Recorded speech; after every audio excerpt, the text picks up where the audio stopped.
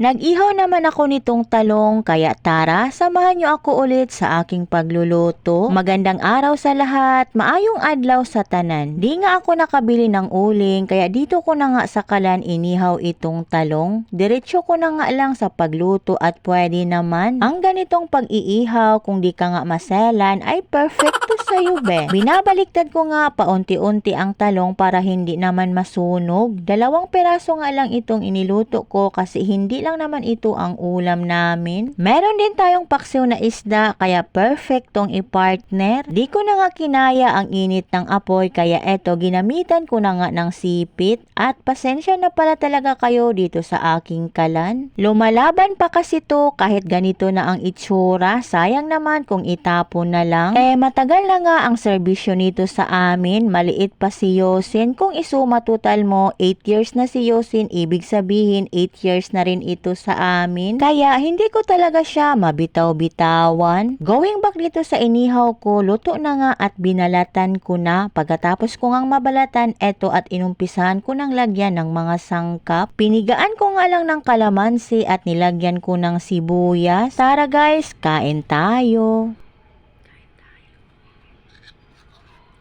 Ulam natin ay inihaw na talong.